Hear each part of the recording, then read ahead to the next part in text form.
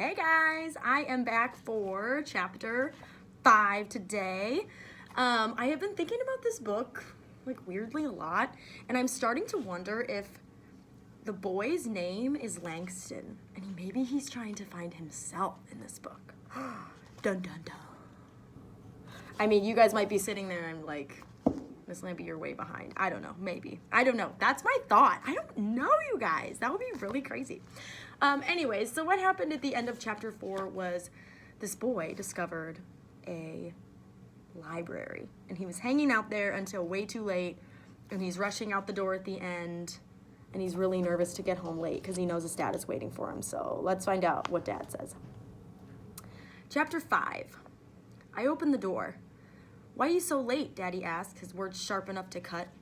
"I was out playing with some boys after school." "Well, go wash up for supper," he says. His words are still sharp, but his eyes have a softness I haven't seen since he sat, helpless as a baby by Mama's bedside.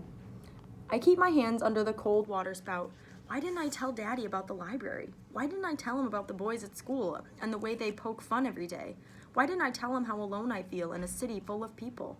Same reason I don't tell him how much I miss Mama. Don't seem like Daddy can take any more than he already got. Before we left Alabama, I heard him talking to Grandma.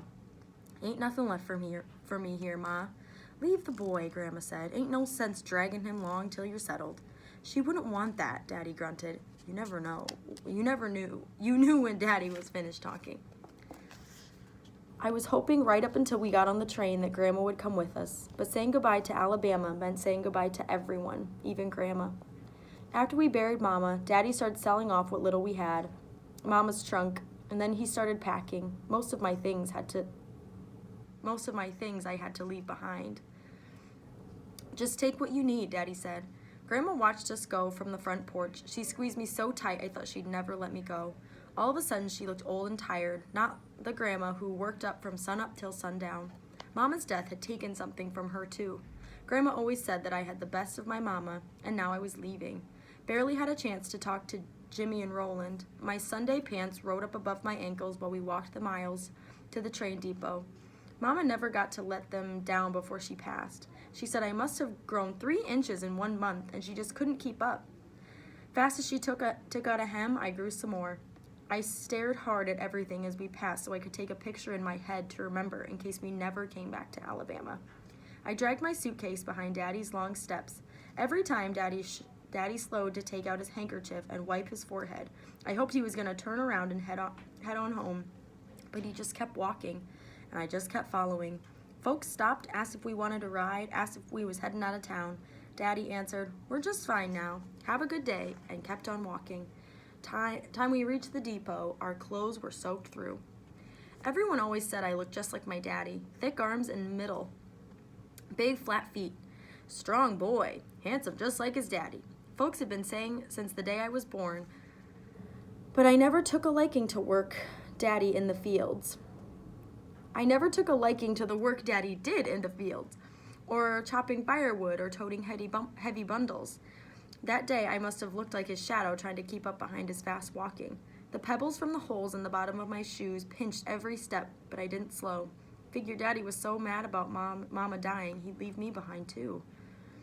Here now with Daddy, that seems like such a long time ago, but I'm glad I took the pictures of Alabama in my head. They're fading, like the pictures of Mama, but they're still with me. Daddy calls from down the hall, and I dry my hands on my pants and head in to supper. At school the next day, Miss Robbins is barely finished with our lesson when I start watching the clock. Fridays seem like the longest days, counting every minute till the school bell rings at the end of the day. Does that sound familiar? The bell rings at 3 o'clock, but at 2 minutes before, I slip my books quietly into my satchel. Ba-ring! "Okay, class, tomorrow, don't forget." I miss the last of what Mrs. Robbins is saying as I rush toward the door. Halfway down the hall, I hear, "Wait for us, country boy," so I run faster. Down the 2 flights of stairs, out back to the parking lot. I hide between the cars and squeeze through a hole in the fence. I don't slow down till I get to Michigan Avenue. The air feels cleaner here, still and fresh. I turn around and there's nothing behind me but sidewalk. I cross the street and walk up the steps of the library.